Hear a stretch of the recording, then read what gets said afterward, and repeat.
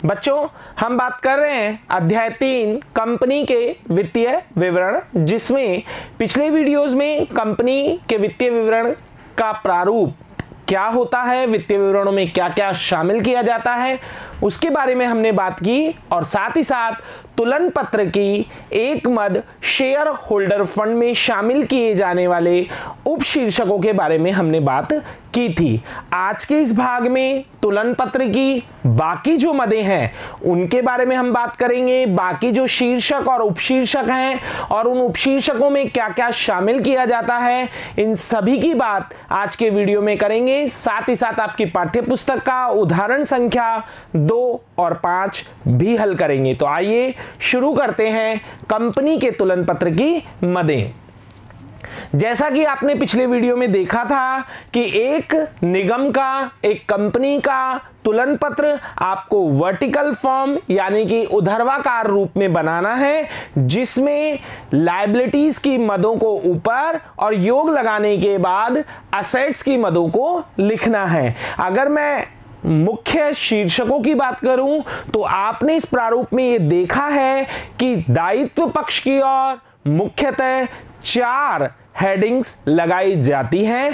पहली share holder fund, दूसरी आपकी share application money pending allotment जिसे कहा जाता है, यानी कि ऐसी राशि जिसका आवेदन तो प्राप्त हो चुका है लेकिन अभी तक अंशों का बंटन नहीं किया गया है।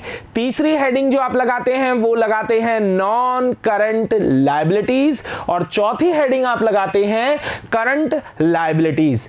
आगे अगर असेट्स की बात की जाए तो निगम के चिट्ठे में असेट्स को केवल 2 भागों में बांटा गया है, मुख्य तौर पर नॉन करंट असेट्स और साथ ही साथ करंट असेट्स। उपशीर्षकों में काफी सारी मदों की बात हम करने जा रहे हैं। अगर मैं पिछले वीडियो की बात करूं तो हमने शेयर होल्डर फंड तक डिस्कस कर लिया था, यानी हमने बात कर ली थी शेयर कैपिटल की, रिजर्व एंड सरप्लस की और साथ ही साथ अंश वारंटों के प्रति प्राप्त धन की।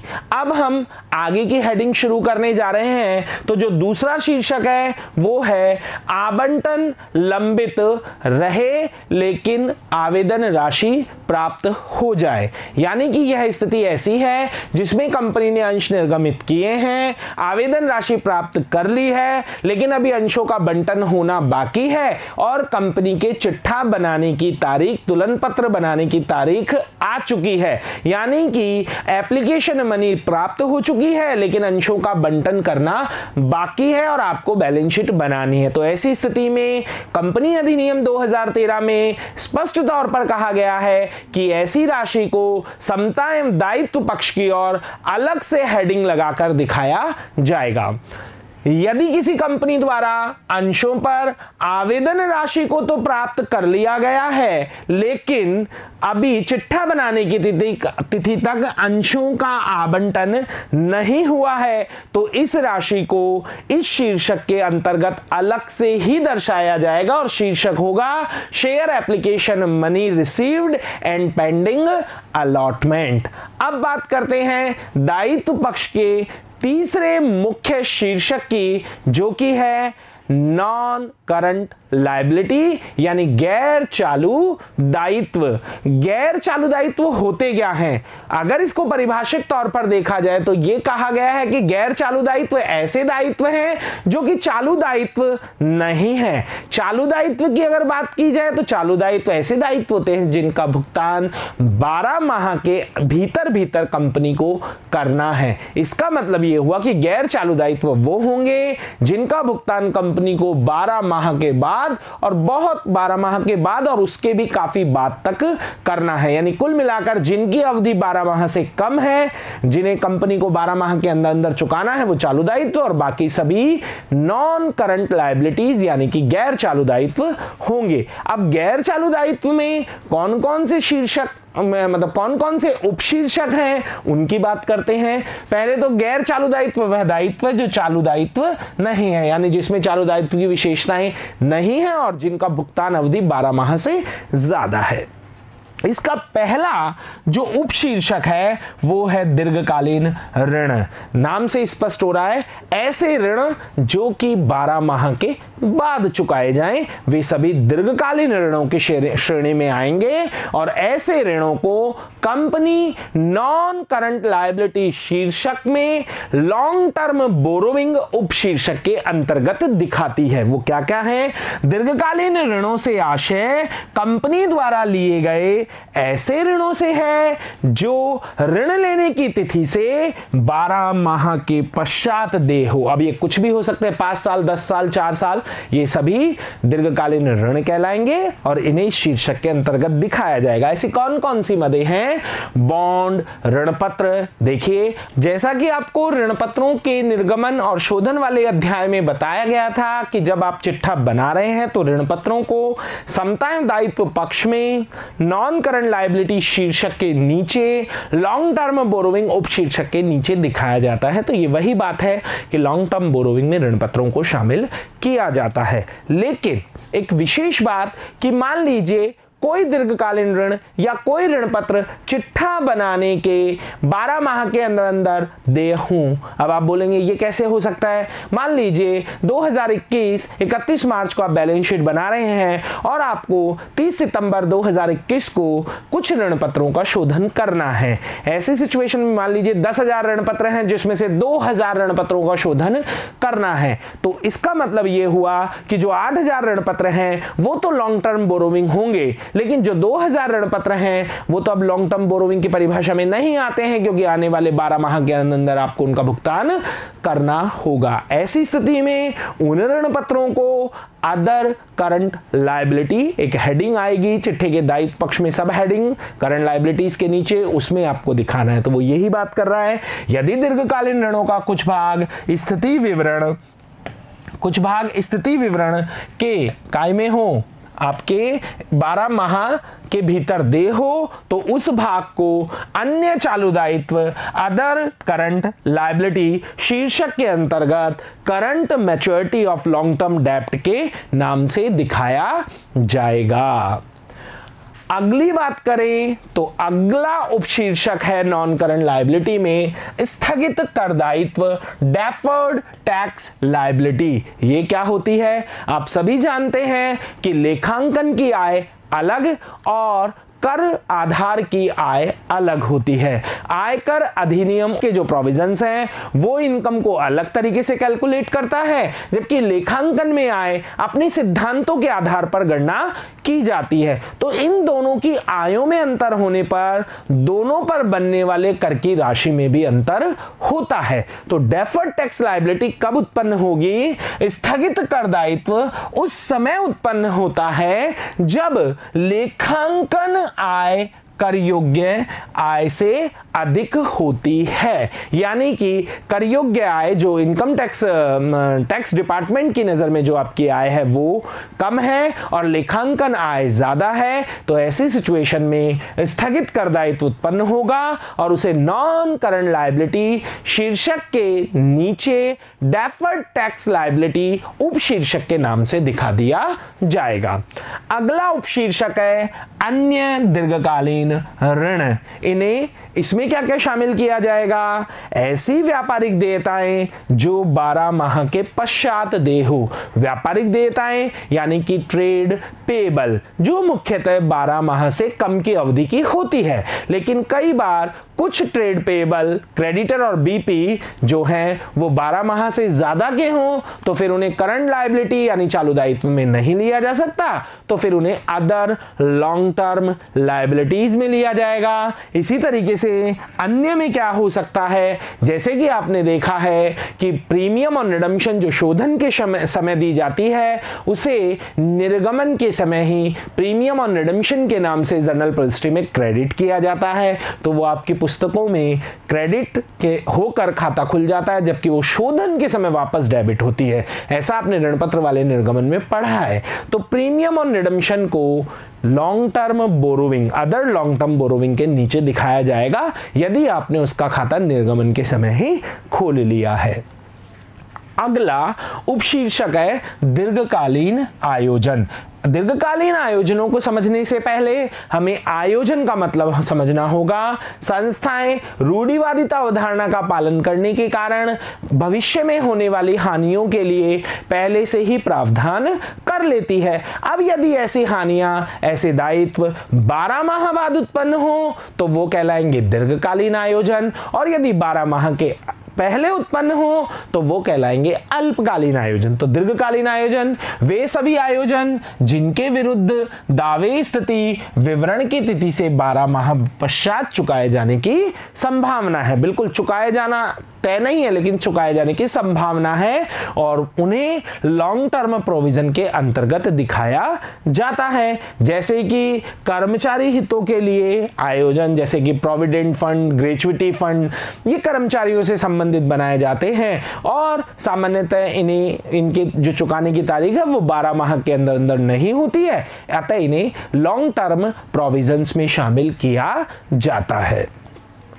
अब बात आती है दायित्व पक्ष की अगले शीर्षक की और अंतिम शीर्षक की, जो कि है चालू दायित्व, करंट लायबिलिटीज। क्या होती हैं? ऐसे दायित्व जिनका भुगतान कंपनी को 12 माह के भीतर भीतर करना है। 12 माह तो अधिकतम है, 12 माह के अंदर अंदर करना है, वे सभी दायित्व कहलाएंगे चालू दायित्व। इसमें मुख्यतः क्रेडिटर, बीपी, आउटस्टैंडिंग एक्सपेंसेस, इन सभी को शामिल किया जाता है। लेकिन कंपनी की सब हेडिंग्स में कौन कौन सी मदें कहां कहां आएंगी उनकी बात करते हैं। तो इसका पहला उपशीर्षक है अल्पकालीन ऋण, यानी कंपनी ने कुछ इस तरीके के ऋण लिए हैं जिन्हें 12 माह के भीतर भीतर भुगतान करना है, जैसे शॉर्ट टर्म लोन हुआ, बैंक ओवरड्राफ्ट हुआ। तो यहां अगर बात की जाए तो ऐसे कौन कौन से हैं? मांग पर देय ऋण, यानी जब भी बैंक मांग ले तब आपको भुगतान करना होगा। बैंकों से लिया गया ओवरड्राफ्ट या अन्य पक्षकारों से जिन्हें 12 माह के भीतर भीतर चुकाना है, या फिर ऐसी जमाएं जिन्हें 12 माह के अंदर अंदर चुकाना है, या फिर कोई और लोन एंड एडवांसेस। तो करंट लायबिलिटीज की पहली हेडिंग है शॉर्ट टर्म बोरोविंग, और उनमें उन ऋणों को शामिल किया जाएगा जिनका भुगतान 12 माह के अंदर अंदर करना है। व्यापारिक देयताएं, ट्रेड पेबल, ये शुरुआत में ही आपको बता दिया गया है। यह सन्ड्री क्रेडिटर और बीपी की जगह लिखे जाते हैं। इसमें मुख्यतः व्यापारिक लेनदार और व्यापारिक जो देय बिल होते हैं उन्हें शामिल किया जाता है। तो ये एक अल्पकालीन दायित्व है, और ट्रेड पेबल नाम से उन दोनों मदों को इसमें शामिल किया जाएगा। अन्य चालू दायित्व, अदर करंट लायबिलिटीज, इसमें निम्न को शामिल किया जाता है। दीर्घकालीन ऋण जो 12 माह के अंदर देय हुए, अभी बात की थी, ऐसे ऋण जो 12 माह के अंदर अंदर देय हो गए हैं, दीर्घकालीन थे लेकिन 12 माह के अंदर अंदर देय हो गए हैं, तो वो अब लॉन्ग टर्म बोरोविंग ना होकर बल्कि अदर करंट लायबिलिटीज हो जाएंगे। ऋणों पर अदत्त ब्याज किंतु देय नहीं, अदत्त ब्याज किंतु देय नहीं, इसका मतलब उनका ब्याज तो बनता है लेकिन अभी ड्यू डेट नहीं आई है। या फिर अदत्त एवं देय ब्याज, अग्रिम प्राप्त आय, न चुकाया गया लाभांश, ये सभी कहां शामिल किए जाएंगे? अन्य चालू दायित्व उप शीर्षक में। अगला और लास्ट एंड फाइनल सब जो हेडिंग है वो है अल्पकालीन आयोजन। ऐसे आयोजन जिनके विरुद्ध दावा स्थिति विवरण की तिथि से 12 माह के अंदर अंदर उत्पन्न होने की संभावना है। लॉन्ग टर्म प्रोविजन में आपने पढ़ा 12 माह के पश्चात उत्पन्न होंगे, और शॉर्ट टर्म प्रोविजन में आप पढ़ रहे हैं ये 12 माह के भीतर भीतर उत्पन्न होंगे। उन्हें शॉर्ट टर्म प्रोविजन के अंतर्गत दर्शाया जाता है। कर्मचारी कल्याण से संबंधित कोई कोष हो, प्रोविजन फॉर टैक्स हो, या फिर प्रपोज्ड डिविडेंड यानी कि प्रस्तावित लाभांश हो, या संदिग्ध ऋण आयोजन हो, इन सभी का भुगतान 12 माह के भीतर भीतर कर दिया जाएगा। इस कारण इन्हें अल्पकालीन आयोजनों में शामिल किया जाता है। दायित्व पक्ष के सभी शीर्षकों को हमने समझ लिया है। मुख्यतः 4 शीर्षक एक बार फिर से सुने। सबसे पहला है अंशधारक निधि यानी कि शेयर होल्डर फंड। दूसरा है आवेदन राशि प्राप्त लेकिन बंटन लंबित यानी कि share application money received but allotment pending, इसे अलग सब हेडिंग के रूप में दिखाना है। उसके बाद में तीसरा दायित्व है आपका गैर चालू दायित्व यानी कि नॉन करंट लायबिलिटी, और चौथी जो हेडिंग है, चौथा जो शीर्षक है वो आपका है चालू दायित्व यानी कि करंट लायबिलिटीज। अब बात करना चाहेंगे चिट्ठे के दूसरे पक्ष की यानी कि संपत्ति पक्ष की।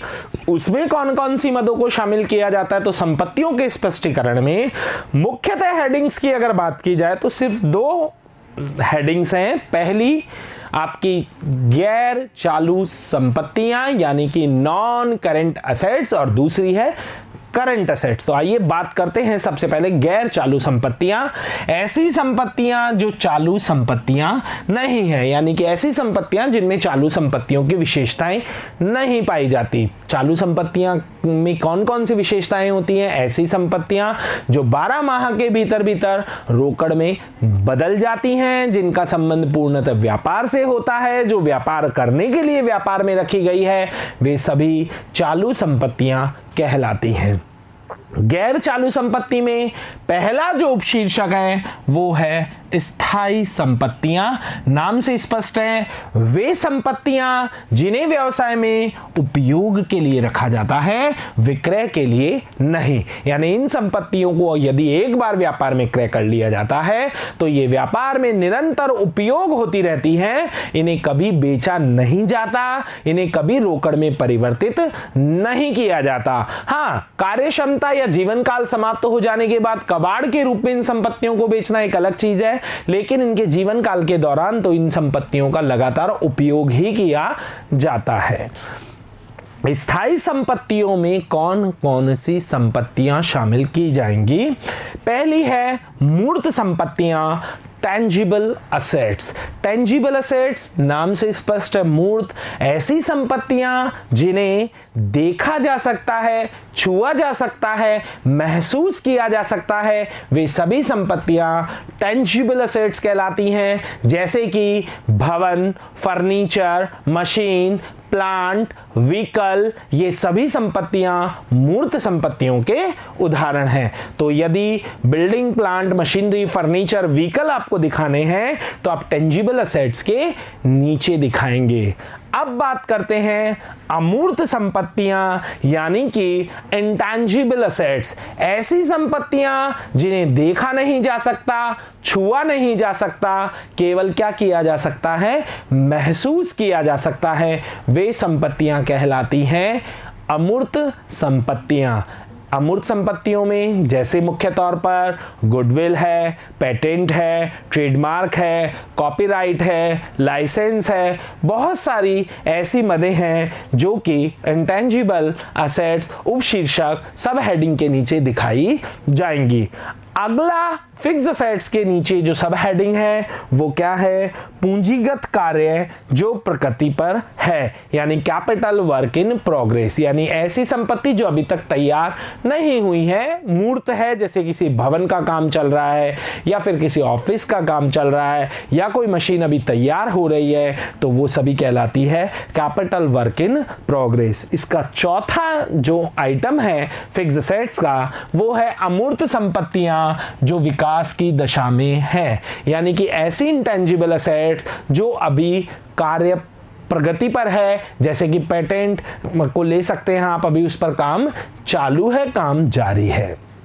फिक्स्ड असेट्स को समझने के बाद नॉन करंट असेट्स में अगली हेडिंग आती है गैर चालू विनियोग यानी कि non current investment. Non current investment एक सब हेडिंग है और इसमें कैसे विनियोगों को लिया जाएगा? ऐसे विनियोग जो कंपनी ने किए हैं लेकिन जिन्हें 12 माह के अंदर वसूल नहीं किया जाएगा, यानी जो 12 माह की अवधि से ज्यादा के लिए व्यापार में रखे जाएंगे। 1 वर्ष से अधिक की अवधि के लिए ऐसे विनियोग जिन्हें कंपनी में बेचने के लिए नहीं अपितु अपने पास रखने के लिए ही खरीदा है, वे सभी कहलाते हैं नॉन करंट इन्वेस्टमेंट। ये इन्वेस्टमेंट शेयर्स के रूप में हो सकते हैं, डिबेंचर्स के रूप में हो सकते हैं, प्रतिभूतियों के रूप में हो सकते हैं या किसी और रूप में भी हो सकते हैं।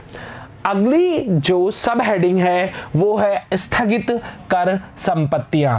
स्थगित कर संपत्तियां, जैसा आपने पढ़ा डेफर्ड टैक्स लायबिलिटी, स्थगित कर दायित्व कब उत्पन्न होता था? जब लेखांकन आय कर योग्य आय से अधिक होती थी तो डेफर्ड टैक्स लायबिलिटी उत्पन्न होती थी। इसका अपोजिट कर लीजिए, जब लेखांकन आय कर योग्य आय से कम होती है तो डेफर्ड टैक्स असेट्स उत्पन्न होती है और इसे इसी उपशीर्षक के नाम से दिखाया जाएगा।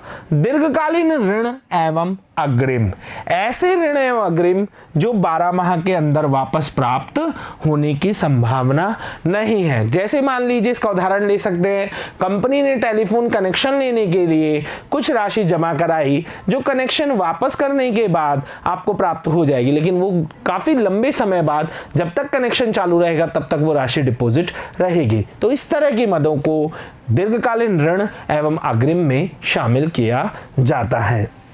अन्य गैर चालू संपत्तियां और अदर नॉन करंट असेट्स, इसमें दीर्घकालीन व्यापारिक प्राप्य को शामिल किया जाता है। देनदारों को जो कि 12 माह से ज्यादा अवधि के हैं तो वो फिर आपके नॉन करंट असेट्स में शामिल किए जाएंगे। अब आती है चालू संपत्तियां, करंट असेट्स, जो कि संपत्ति पक्ष का दूसरा शीर्षक है, मुख्य शीर्षक है। और चालू संपत्तियां क्या होती हैं इनके बारे में अगर बात करें, संपत्तियां जिनके सामान्य संचालन चक्र में अथवा स्थिति विवरण की तिथि से 12 माह के अंदर वसूल होने की संभावना है, यानी कि ऐसी संपत्तियां जो 12 माह के भीतर भीतर रोकड़ में परिवर्तित हो जाती हैं वे सभी चालू संपत्तियां कहलाती है। जैसे स्टॉक है, देनदार हैं, ये सभी चालू संपत्तियों के उदाहरण हैं जो मुख्यतः व्यापार के लिए रखी गई हैं और चालू संपत्तियां कहलाएंगी। इसमें किस किस को शामिल किया जाता है? चालू विनियोग, करंट इन्वेस्टमेंट, जैसे आपने वहां पर नॉन करंट इन्वेस्टमेंट पढ़ा वैसे ही करंट इन्वेस्टमेंट होंगे, बस दोनों की परिभाषा में इतना सा अंतर है कि नॉन करंट इन्वेस्टमेंट 12 माह से अधिक अवधि के लिए होते हैं जबकि करंट इन्वेस्टमेंट 12 माह से कम अवधि के लिए होंगे, यानी 12 माह के अंदर इन्हें वसूल कर लिया जाएगा। अगला जो करंट असेट्स का बिंदु है वो है रहतिया इन्वेंट्री। ये बहुत ही मुख्य सब हेडिंग है। इन्वेंट्री में मुख्यतः फिनिश गुड्स यानी कि निर्मित माल, कच्चा माल, रॉ मटेरियल, अर्ध निर्मित माल यानी कि वर्क इन प्रोग्रेस, फुटकर औजार, लूज टूल्स जैसी मदों को शामिल किया जाता है।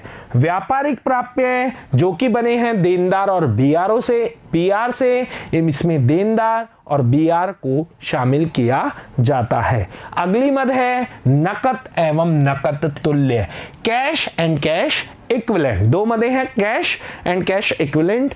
कैश में तो रोकड़, बैंक शेष व चेक एवं ड्राफ्ट को शामिल किया जाता है, जबकि रोकड़ तुल्य में वे अल्पकालीन तरल विनियोग शामिल किए जाते हैं जो 3 माह से कम की अवधि में वसूल कर लिए जाएंगे, यानी ऐसी सिक्योरिटीज, ऐसे इन्वेस्टमेंट जो 3 माह से कम की अवधि में वसूल हो जाएंगे उन्हें कैश एंड कैश इक्विवेलेंट के अंतर्गत ही शामिल किया जाएगा। अल्पकालीन ऋण एवं अग्रिम यानी ऐसी डिपॉजिट आपने करवाई है जो 12 माह के भीतर वापस प्राप्त हो जाएगी तो उन्हें इसमें शामिल किया जाएगा।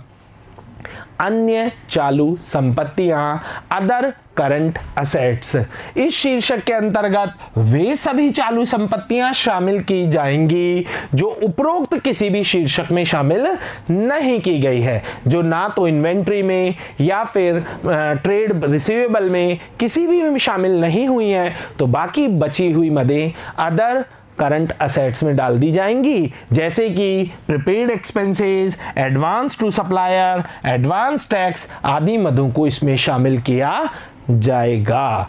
ये आपकी संपत्ति पक्ष की मदें पूरी होती हैं जिसमें मुख्यतः 2 ही हेडिंग्स हैं, नॉन करंट असेट्स और करंट असेट्स। अगर नॉन करंट असेट्स की बात की जाए तो उसमें कौन कौन सी हेडिंग है? अगर वहां देखा जाए तो फिक्स्ड असेट्स, इसके बाद आती है आपके नॉन करंट इन्वेस्टमेंट, इसके बाद डेफर्ड टैक्स असेट्स और फिर आता है long term loan and advances और अदर नॉन करंट असेट्स। और अगर करंट असेट्स की बात की जाए तो current investment, inventory, trade receivable और कैश एंड कैश इक्विवेलेंट और अदर करंट असेट्स, इन मदों को शामिल मुख्य तौर पर चिट्ठे के संपत्ति पक्ष में किया जाता है। चिट्ठे की मदों को समझने के बाद अब एक ऐसी स्पेशल आइटम की बात करते हैं जो कि केवल नोट टू अकाउंट्स में शामिल किया जाता है और चिट्ठे के योग में शामिल नहीं किया जाता, वो है आकस्मिक दायित्व, कंटीजेंट लायबिलिटी। क्या होते हैं ये?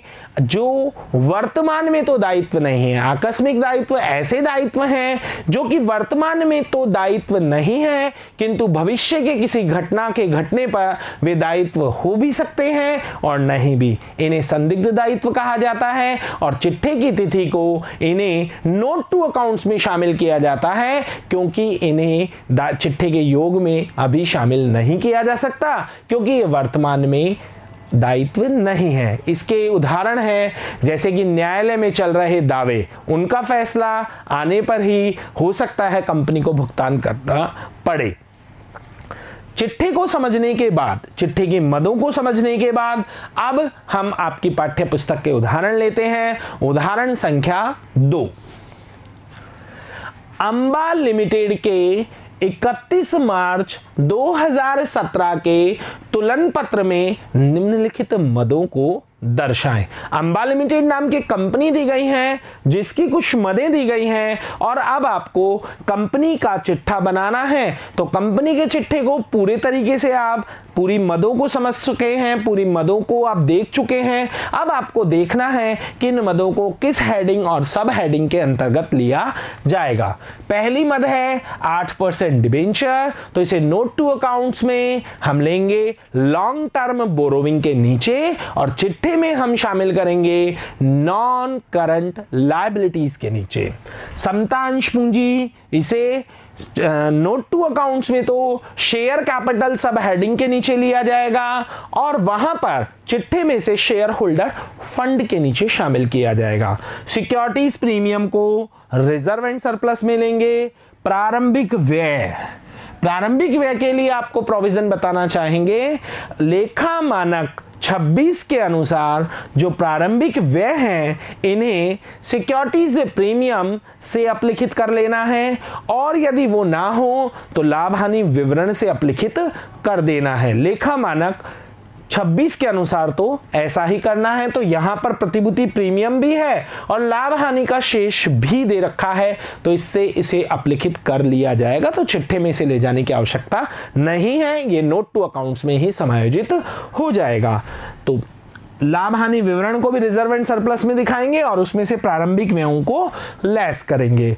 खुले औजार, लूज टूल्स इन्हें कहा जाता है और इन्हें नोट टू अकाउंट्स में तो इन्वेंट्री हेडिंग के नीचे लेंगे और इन्वेंट्री को खुद को हम ले जाएंगे करंट एसेट्स के नीचे। बैंक शेष और हस्तद रोकड़ को कैश एंड कैश इक्विवेलेंट के नीचे सब हेडिंग में लिया जाएगा नोट टू अकाउंट्स में और फिर कैश एंड कैश इक्विवेलेंट ले लिए जाएंगे करंट असेट्स के नीचे। तो आइए पहले शुरू करते हैं। चिट्ठा बनाने से पहले हम लेते हैं note to accounts. Note to accounts में सबसे पहले बात करते हैं पहले नोट टू अकाउंट्स की रिजर्व एंड सरप्लस की। इसमें हमें देखना होगा हमारे पास प्रीमियम कितना है, 20,000 रुपए है और लाभ हानि विवरण है 1,50,000 का। यदि सिक्योरिटीज प्रीमियम है तो प्रीलिमिनरी एक्सपेंसेस को पहले सिक्योरिटीज प्रीमियम से ही अपलिखित किया जाएगा, उसके बाद जो राशि बचेगी वो पीएनएल से अपलिखित की जाएगी। तो यहां बात करते हैं सिक्योरिटीज प्रीमियम है 20,000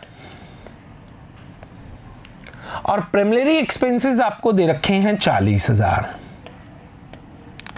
20,000 का नेगेटिव बैलेंस बचा लीजिए, 1,50,000 का पीएनएल दिया हुआ है। तो अब आपके रिजर्व एंड सरप्लस का जो बैलेंस होगा वो होगा 1,30,000। इस तरह से इसे प्रेजेंट करेंगे। इसके बाद डिबेंचर्स को दिखाया जाएगा लॉन्ग टर्म बोरोविंग के नीचे जो कि है 10 लाख रुपए।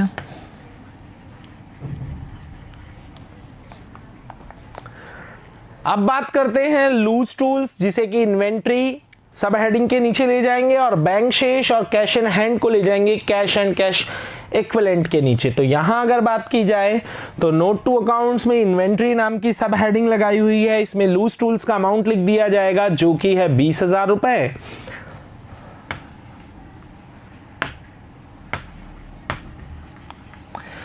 और कैश एंड कैश इक्विवेलेंट और साथ ही साथ बैंक शेष दे रखा है आपको 60,000 और 38,000। तो बैंक बैलेंस में लिख दीजिए 60,000 और इसमें लिख दीजिए 38,000 और दोनों का योग हो जाएगा 98,000।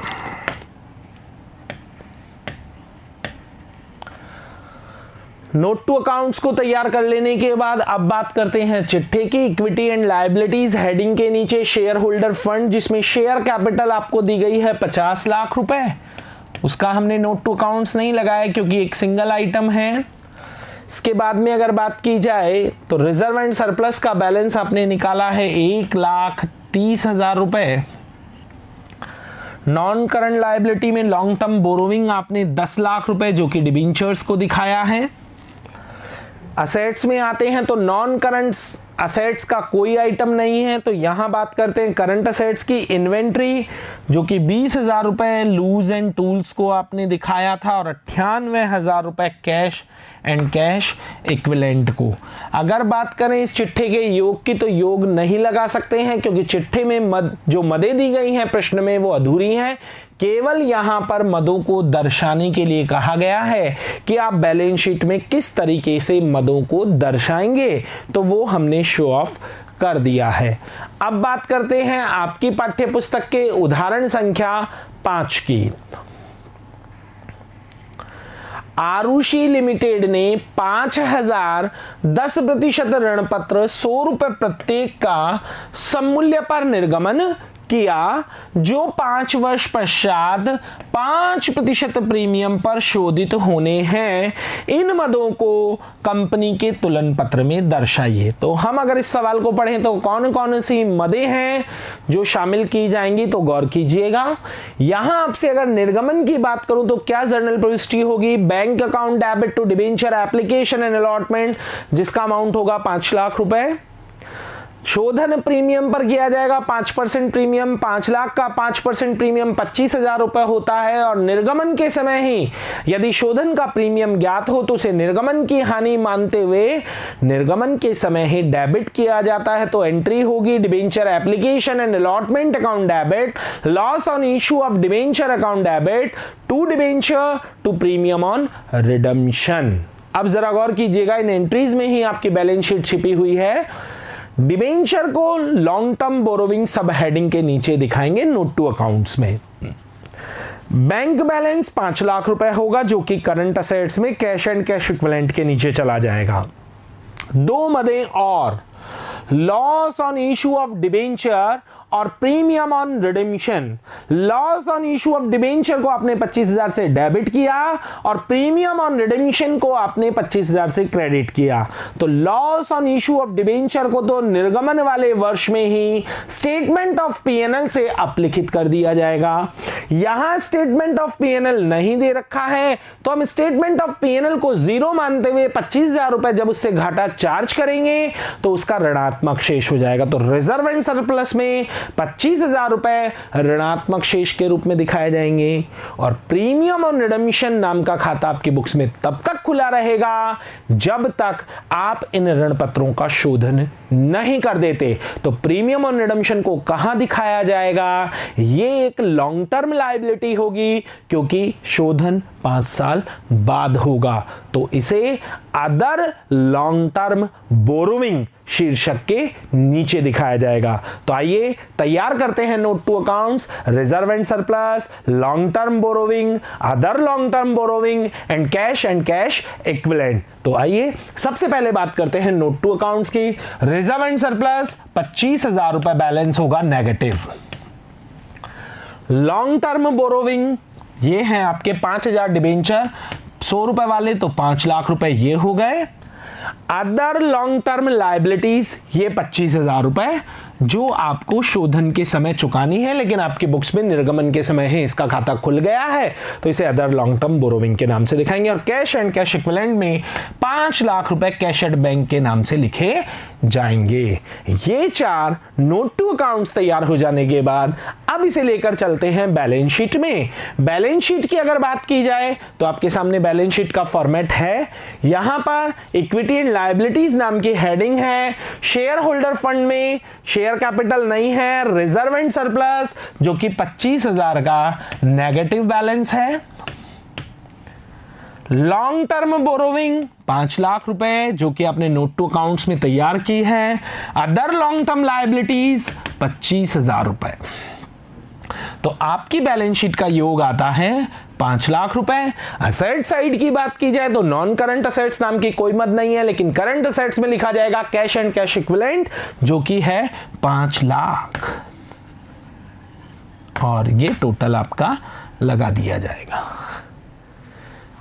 इसी के साथ उदाहरण संख्या 5 पूरा होता है। अगले वीडियो में मिलेंगे आगे के उदाहरणों के साथ। तब तक के लिए धन्यवाद।